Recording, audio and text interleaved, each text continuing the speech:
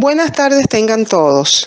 Bienvenidos, comunidad científica y pública en general, a esta segunda entrega de nuestro cuarto ciclo de seminarios web IDEA 2021 titulado Agricultura para la Alianza Científico-Campesina orientada a fortalecer la soberanía alimentaria. El día de hoy escucharemos la presentación del investigador Darío Torrealba Vargas, quien está adscrito a la Dirección de Agricultura y Soberanía Alimentaria de la Fundación Instituto de Estudios Avanzados, IDEA. El investigador Darío Torrealba es magíster en agronomía, egresado de la Universidad Central de Venezuela. Actualmente es doctorante en fase de tesis de la Escuela Socialista de Agricultura Tropical, ESAT, perteneciente al Instituto Nacional de Investigaciones Agropecuarias, INIA. Cuenta con 32 años de servicio a la investigación, distribuidos entre el INIA y la Fundación IDEA. Ha sido docente del Programa Nacional de Formación en Gestión Ambiental de la Misión Sucre. A lo largo de estos años de experiencia, ha liderado múltiples proyectos de investigación, entre los que destacan fortalecimiento de los sistemas de producción nacional de semillas élites de papa, yuca, batata y caña de azúcar, y de los sistemas económico-políticos populares para el establecimiento de alternativas de producción e intercambios en la cadena socioproductiva en Venezuela. Asesoramiento técnico, acompañamiento y transferencia de tecnologías apropiadas para el escalamiento productivo de plantas de stevia, a través del adecuado suministro de materia prima para la extracción de los compuestos edulcorantes por una agroindustria a instalarse en la localidad de Santa Ana, Estado Táchira, proyecto co-liderado entre el IDEA y el CODECIT. De igual forma, ha asistido a muchos eventos científicos nacionales e internacionales, entre los cuales tenemos el Congreso Venezolano del Cacao, Congreso Venezolano de Mejoramiento Genético y Biotecnología, Congreso Internacional de Biotecnología y Biodiversidad, Noveno Red Bioperú, entre muchos otros. En la Fundación IDEA es coordinador del programa de propagación masiva de plantas desde hace 5 años y desarrolla las líneas de investigación, herramientas biotecnológicas aplicadas a la propagación masiva de plantas y mejoramiento genético para la obtención de cultivares tolerantes a estrés biótico y abiótico. Entre las distinciones y premios que ha recibido podemos destacar Mejor Investigador de la Dirección de Agricultura y Soberanía Alimentaria en el marco de los actos y actividades científicas conmemorativos al 38º aniversario del IDEA. Sin más preámbulos, escuchemos su conferencia titulada Inducción de mutaciones para el mejoramiento genético de plantas. Muy buenas tardes, bienvenidos todos a este cuarto ciclo de seminarios web Agricultura para la Alianza Científico-Campesina orientada a fortalecer la soberanía alimentaria. Mi nombre es Darío Torrealba, investigador de la Dirección de Agricultura y Soberanía Alimentaria de la Fundación IDEA. Mi correo para quienes tengan gusto de intercambiar sus ideas, hacer consultas e incluso realizar aportes relacionados con el tema que nos ocupa es tdario975@gmail, y el tema que vamos a tratar hoy es inducción de mutaciones para el mejoramiento genético de plantas. Bueno, les cuento que cada día siguen apareciendo más especies vegetales que son desconocidas en el mundo. Asimismo, muchas están desapareciendo, por razones que vamos a discutir más adelante. Pero para que tengan una idea, y las proporciones se mantienen hoy en día, en el año 92 la FAO y la OIA reportaban unas 290.000 especies en el mundo, de las cuales solo 3.000 eran utilizadas o son utilizadas como alimentos, fibra, especies y otros. Y solo 200 son domesticadas como cultivo, mientras que 15 o 20 son consideradas de gran importancia, entre las que mencionamos las raíces y tubérculos, hortalizas, algunos frutales, oleaginosas, cereales, que representan o tienen una gran importancia en lo social. También la FAO reporta que durante el último siglo se ha perdido aproximadamente un 75% de la biodiversidad de los cultivos, producto de los monocultivos que han reducido la variedad de plantas en los campos de los agricultores.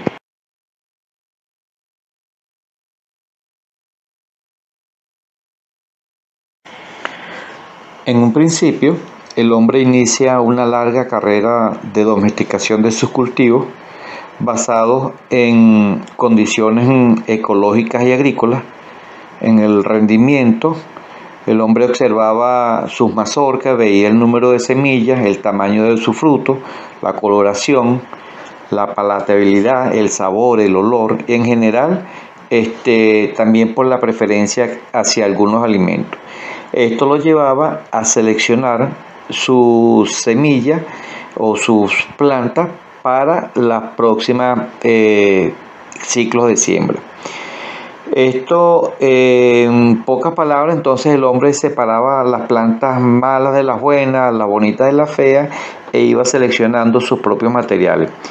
Y comienza a darse cuenta que muchas de estas características estaban condicionadas a la interacción genotipo-ambiente y a una serie de factores bióticos y abióticos como el suelo, la temperatura, la sequía y sobre todo a algunos enemigos naturales como los hongos, las bacterias, nematodos, insectos que le causaban o le transmiten enfermedades y que causan grandes pérdidas económicas. Antes de continuar, es bueno saber que en este proceso de mejoramiento genético vegetal existen algunas características que pueden ser heredables a las siguientes generaciones, mientras que otras no. Que estas características que pueden estar asociadas a genes y a la interacción que pudieran estar ocurriendo en determinado momento entre uno o varios genes. Estos actúan como switches, activando o apagando la expresión génica.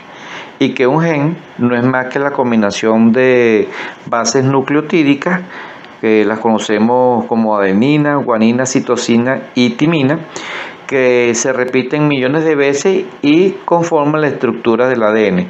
Por consiguiente, almacenan toda la información genética.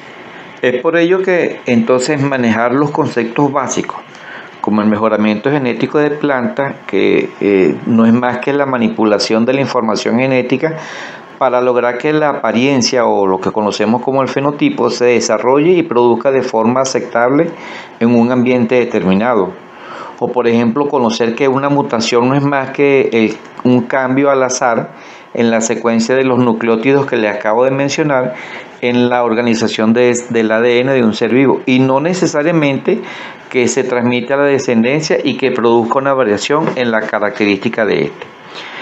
Mientras que la epístasis entonces también es la interacción que puede existir entre diferentes genes al expresar un determinado carácter fenotípico y que va a depender de la expresión de otro gen, lo que le comentaba del switch de prender o apagar la expresión en un determinado momento.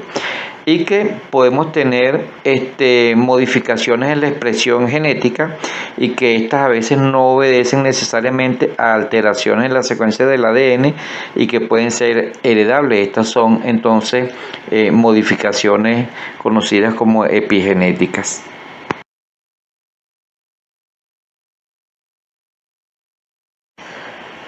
Profundizando un poco más entonces en el tema del mejoramiento genético, y a pesar de que la selección era un proceso casi que natural o espontáneo, llevaba implícito un porqué.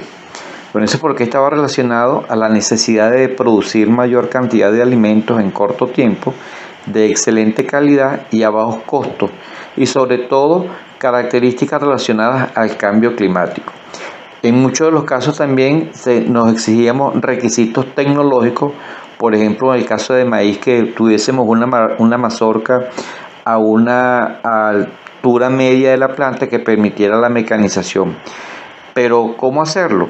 Bueno, existían entonces unos métodos de mejoramiento, como el primer método tradicional por cruzamiento o hibridación, era el que aplicaban nuestros mejoradores en aquellas épocas.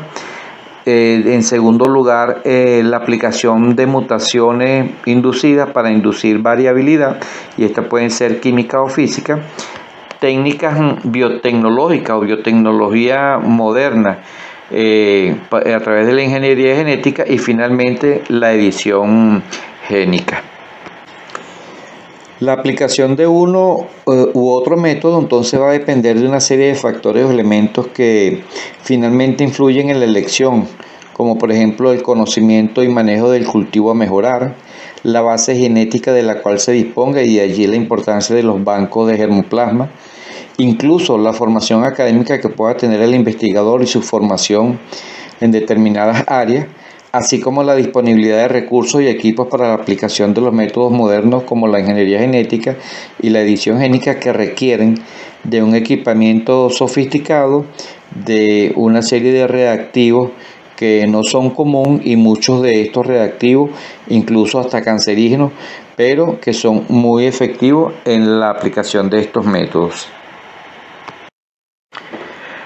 La genética se convierte en una ciencia básica de la fitotecnia después que el monje Gregor Mendel, un monje agustino a mediados del siglo XIX, realiza sus experimentos y logra demostrar las leyes de la herencia, que no son más que un conjunto de reglas básicas sobre la transmisión de la herencia.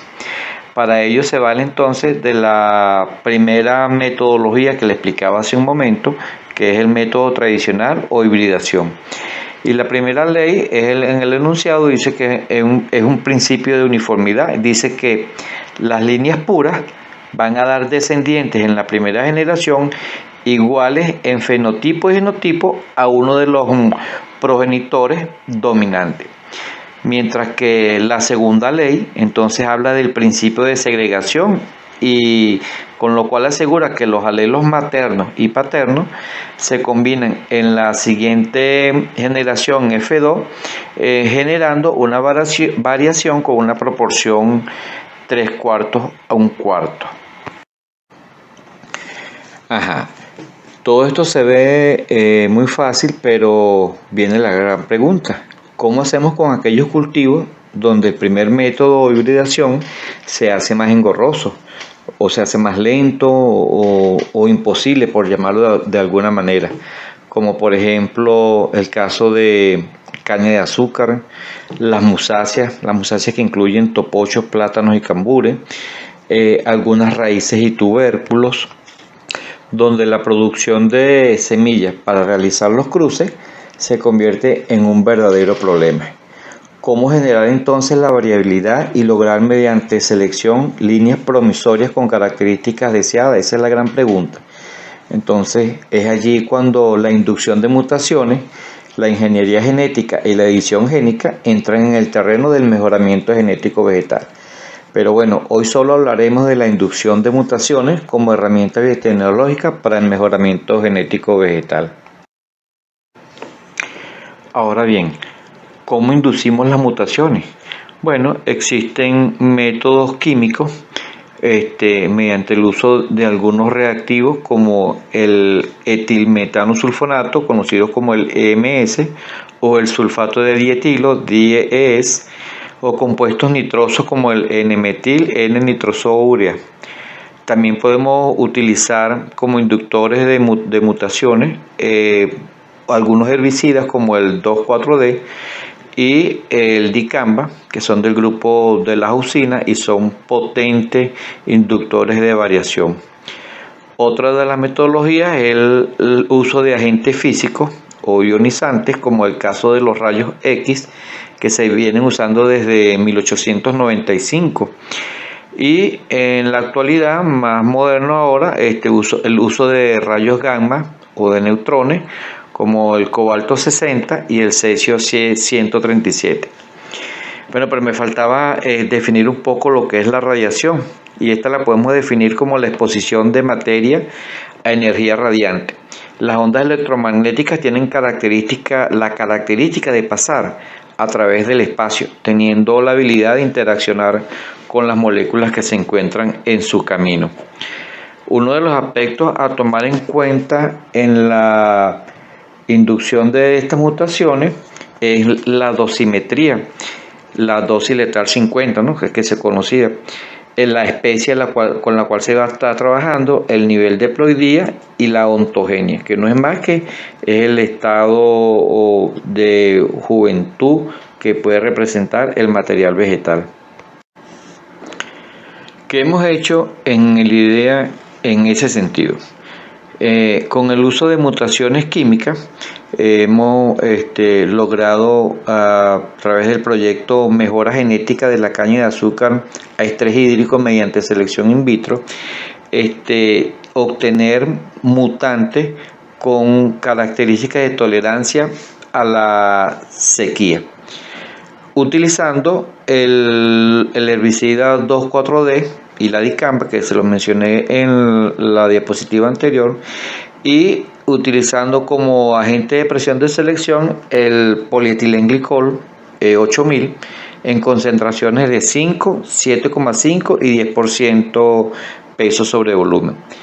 Como resultado de este proyecto tenemos en campo evaluando materiales seleccionados in vitro con características de tolerancia a la sequía.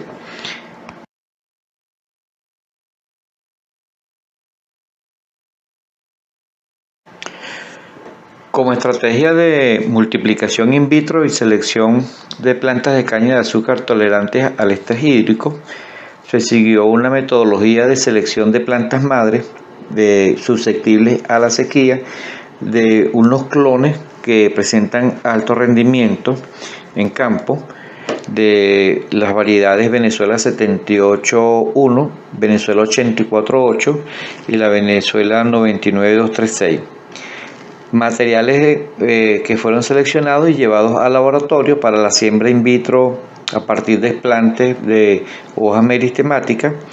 Se sometieron a medios de cultivo en presencia del 2,4-D y el dicamba. Posteriormente se regeneraron plantas y se seleccionaron in vitro basados con el agente de presión de selección, que es el polietilenglicol 8000. Aquellas plantas que lograron sobrevivir se aclimataron y se sometieron a condiciones de estrés hídrico en invernadero y luego en campo. Cabe destacar que se utilizaron marcadores moleculares para hacer estudio de diversidad de los materiales obtenidos. Otro de los aspectos entonces que estamos llevando en nuestro proceso de investigación en la Fundación IDEA es el uso de las mutaciones radioinducidas para inducir variabilidad en plantas de musa. Y recordando un poco el concepto de las mutaciones, entonces son las alteraciones o los daños en la secuencia usual del ADN de un organismo, ¿verdad?, que resulta de la acción del agente físico, en este caso la radiación producto de los rayos gamma. Se ha demostrado que la inducción de mutaciones es un método muy eficiente para lograr esa variación dentro del cultivo y que ofrece la posibilidad de inducir características deseadas que no se pueden hallar en la naturaleza porque o se han perdido o no se han manifestado por aquello de la interacción génica. Recordando entonces un poco, en todo proceso de mejoramiento genético existen dos principios fundamentales que no podemos olvidar jamás. Uno es la inducción de la variación genética, que puede ser por métodos químicos o métodos físicos, o incluso utilizando la otra metodología, la hibridación, la ingeniería genética o la edición génica.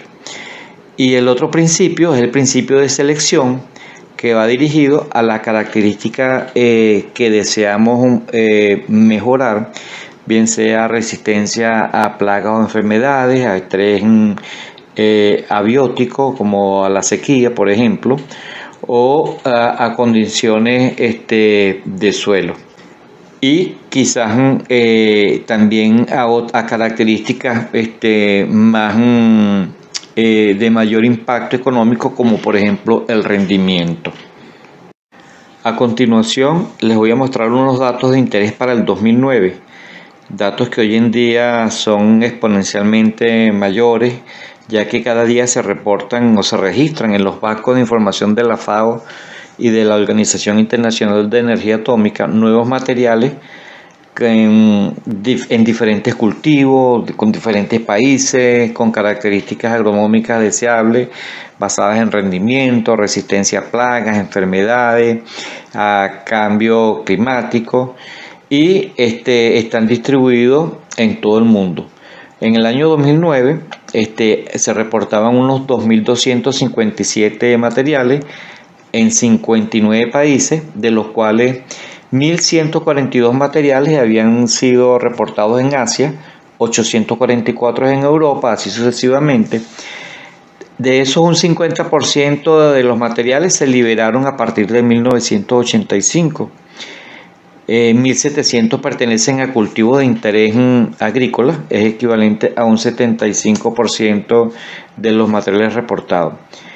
E incluye plantas ornamentales, cereales, leguminosas, oleaginosas e industriales.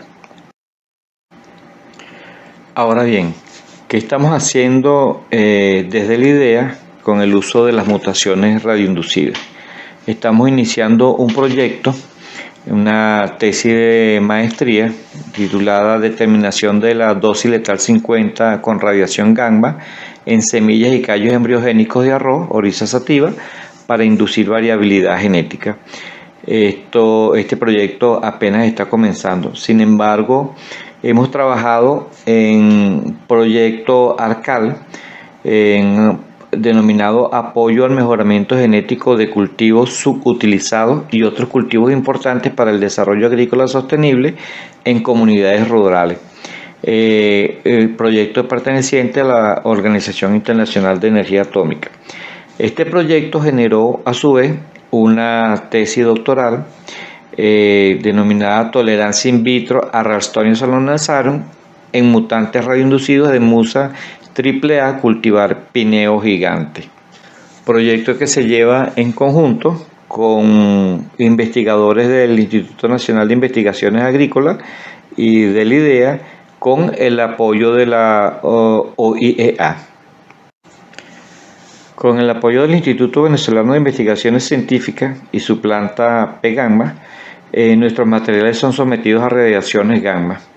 Estas radiaciones tienen un amplio uso y se utilizan para la esterilización de alimentos, cosméticos, la esterilización de envases, materiales quirúrgicos y medicinas. En la siguiente lámina les voy a explicar de una manera muy práctica y rápida el proceso de inducción y selección de los mutantes en función del patógeno Ralstonia solanacearum. Plantas seleccionadas en campos susceptibles a este patógeno se llevan a los laboratorios, se establecen in vitro las yemas axilares y se multiplican. Luego se llevan al IBI para su irradiación con la dosis de 25 Gray de cobalto 60. Se traen nuevamente al laboratorio y se multiplican, y se comienza un proceso de inoculación con la bacteria y comienza un proceso de selección. Una vez que ya generamos la variabilidad con los rayos gamma, comenzamos ahora el proceso de selección con el patógeno, que es la bacteria Ralstonia solanacearum. Aquellas plantas que van sobreviviendo, en la medida que se van multiplicando in vitro, van siendo seleccionadas y llevadas a invernadero para su posterior pruebas de campo y selección final. Cabe destacar que en todo el proceso se van aplicando marcadores moleculares para determinar la variabilidad molecular que puede existir y el estudio de la diversidad genética que está ocurriendo. Ya para finalizar, entonces podemos concluir que dentro del proceso de mejoramiento genético, las mutaciones, la inducción de mutaciones y la biotecnología contribuyen en gran medida a lograr una agricultura inocua para el medio ambiente. Las mutaciones, bien sea química o física, como quiera que hayamos aplicado la metodología, acopladas a técnicas de cultivo in vitro, van a permitir la obtención de mutantes con características deseables para el desarrollo de nuevos cultivares. Y la inducción de la variabilidad definitivamente debe ir de la mano de un método eficiente de selección que garantice la transmisibilidad de la herencia a las generaciones siguientes. Y con el uso de estas tecnologías se ha demostrado que se puede disminuir a la mitad el tiempo de mejora genética en algunos cultivos. Bueno, esperando que la información mostrada acá haya sido de su entero agrado, y en la Fundación Instituto de Estudios Avanzados de IDEA, la Dirección de Agricultura y Soberanía Alimentaria, estamos completamente a la orden y seguimos trabajando por Venezuela. Muchas gracias por su atención. Muchas gracias a todas y todos por habernos acompañado en esta tarde de divulgación científica. Desde ya, les extendemos nuestra más cordial invitación para que nos acompañen el próximo martes 11 de mayo, cuando el Magíster Orestes Elosegui, investigador de la Fundación IDEA, nos estará presentando su conferencia titulada Hongos entomopatógenos como endófitos para el control biológico de plagas agrícolas. De nuevo, tengan todas y todos muy buenas tardes. Instituto de Estudios Avanzados IDEA. Hacemos ciencia pensando en el pueblo.